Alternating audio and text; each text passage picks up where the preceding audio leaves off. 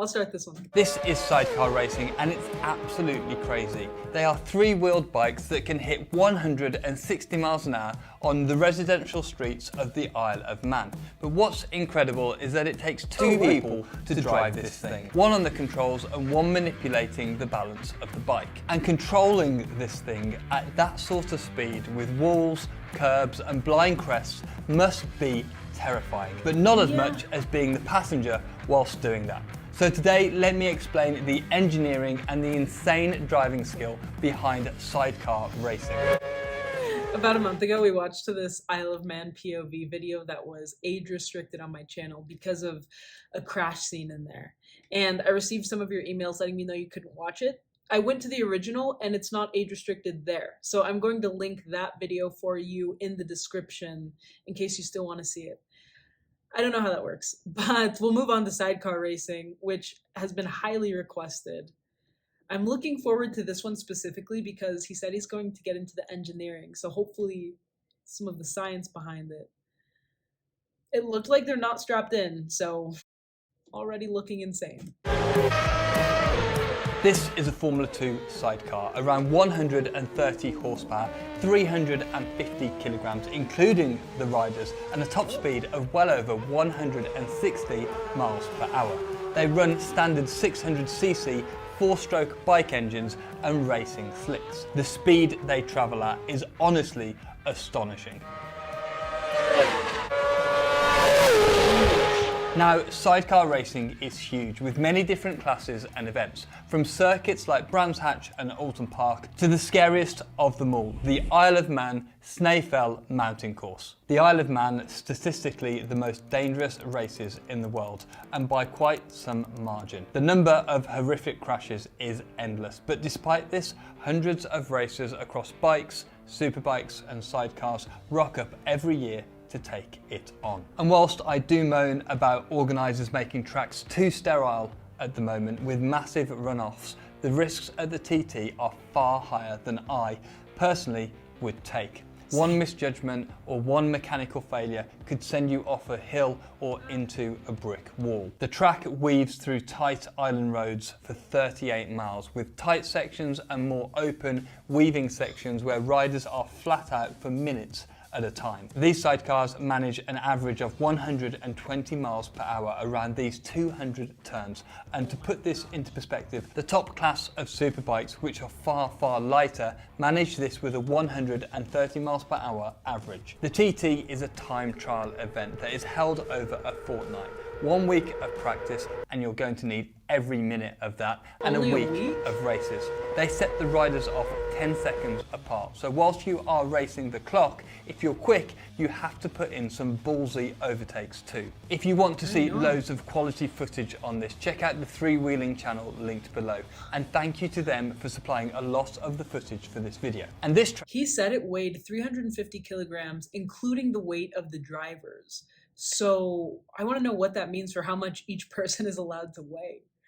But when I heard sidecar, when I read that word, I was picturing one of those little carriages you see on the side of a Harley Davidson, for example, which I know is a lot bigger and slower of a bike. But now I want to know if there's a distinction in vocabulary between that and these, because they couldn't be more different. If you're just riding on a Harley in that sidecar, I mean, what's your function? You're essentially useless, just there for the ride. That's one I could do. This, not so much. Track would be terrifying in a car, with 4 wheels and a roll cage, one driver, and the ability to take left and right-handed corners at the same sort of speed. But sidecars have none of these things. But before we get into it, some lingo. The sidecar itself is called an outfit. The person on the right is called the driver, and the madman who's hanging off the side is called a passenger. Anyway, from an engineering perspective, what makes these sidecars unusual is that they aren't symmetrical. They have 2 wheels in line and then one on the side. So when I'm driving on track, whether it's in Caterhams or Formula One cars, you get a feel for the car's cornering ability and then apply this to both left-handers and right-handers. However, these sidecars actually take right-handers far quicker than left-handers. And this is down to, in right-handers, the outfit leaning on that sidecar wheel, where in left-handers, the whole thing wants to tip over. Years ago, these outfits used to look more like a bike and sidecar. However, now they are bespoke racing units with advanced aero and much improved performance. They are powered by a single rear wheel,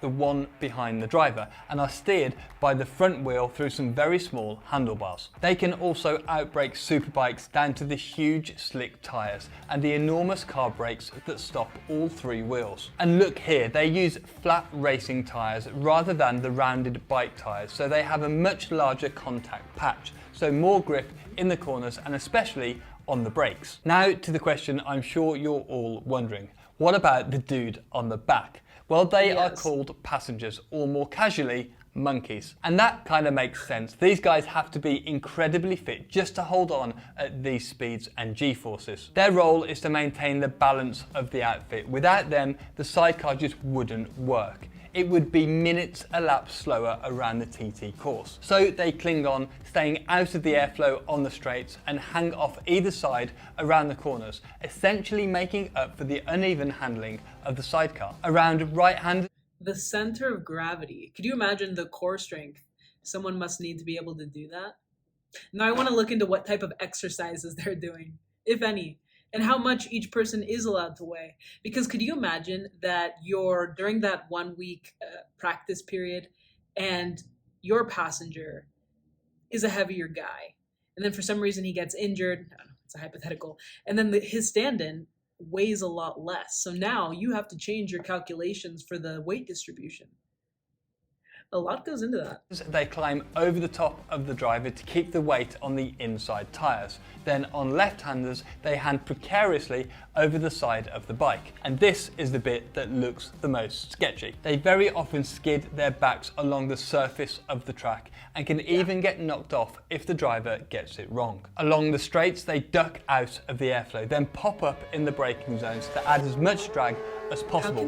Then as the driver turns into the corner, they have to quickly but carefully get in position so that the bike sticks. So in a car, you trail brake into the corner, meaning you gently release the brake pressure as you enter.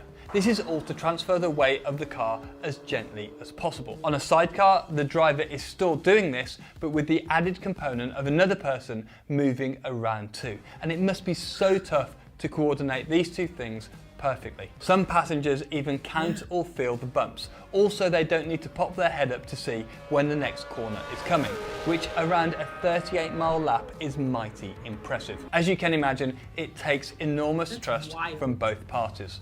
The driver has to trust that the passenger will be in place to give him grip when he needs it.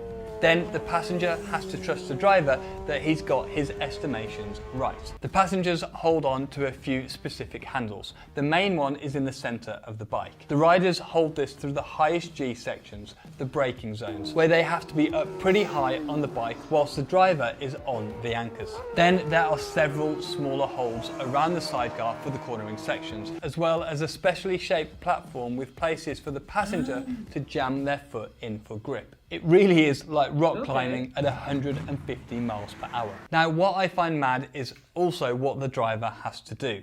It's not like a car where the grip is more predictable and the balance of the car is pretty steady. The most a car changes is when the tyres wear or the fuel burns off, both of which happen slowly and predictably. But on these bikes, if the passenger isn't in the right place at exactly the right time, the bike won't have the grips you expect it to. There really are two people steering these sidecars. But the thing I can't get over is the enormous risk that every driver takes on this track. Many of the riders have rituals where they hug their families every time they get on the bike at this track, even in practice. There are too many crashes, many of which are tragic, so you can imagine the nerves when sat at that start line. But as we all know, all motorsport can be dangerous, and we go into it knowing the risks. The skill, composure and dedication from these riders demands huge respect. One thing I had to find out was, how do you build up to doing this? How do you first learn the ropes in hanging off the side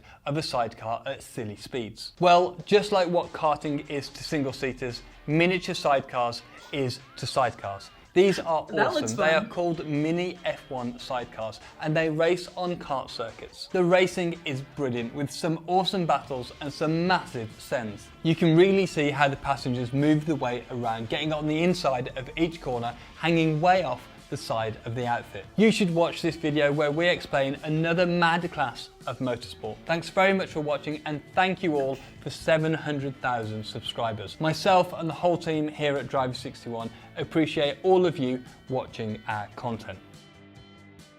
The minis look way more doable. Like he said, this is from a channel called Driver 61. The video's called Insane World of Sidecar Racing.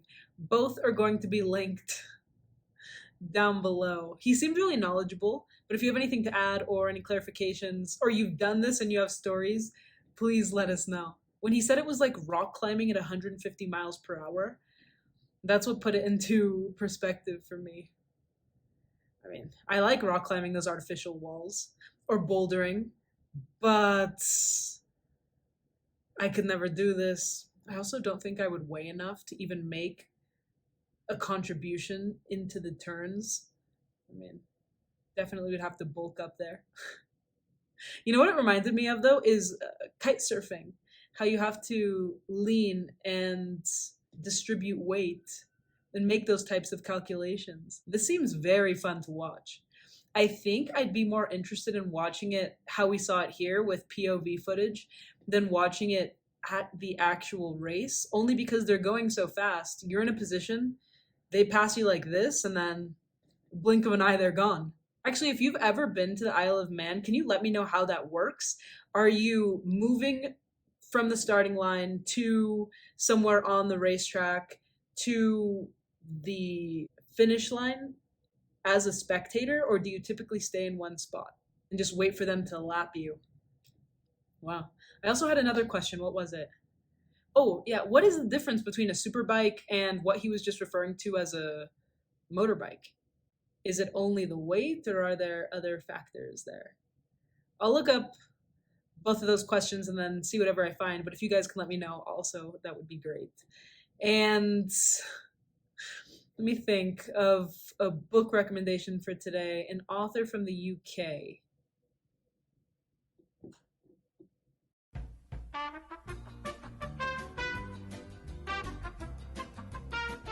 Frederick Forsyth. This book, I'm reading the Spanish version, or I've read the Spanish version. In English, it's called Avenger, I believe. It's about this young American guy. He dies in former Yugoslavia, and then his very rich grandpa from Canada vows to get revenge for that death. And then chaos ensues. The story just kind of goes from there. It's a thriller, I would say. And it has some politics mixed into there. So if that interests you, this could be the book for you. And if you have a psychological thriller specifically to recommend to me, please do. I'm looking for my next book. And music recommendation. We're going to pick musicians from the UK. I'm trying to think what I was listening to this year on Spotify. Spotify Wrapped just came out. I'm recording this in December. So, I was listening to a lot of Skin Shape, if you've ever heard of him. I'd put him in the 60s, 70s influenced funk, soul, rock genres. The album I have in mind is called Life and Love. Don't judge the music off of that title. It is a bit cliche, but the songs that I like the most are I Won't Be There and Don't Call My Name. What's special about Skin Shape is that he's just one person, essentially a one-man band minus the drums. I think he brings someone in to play the drums, but the instrumentals and the vocals, it's all him. So that's my first recommendation.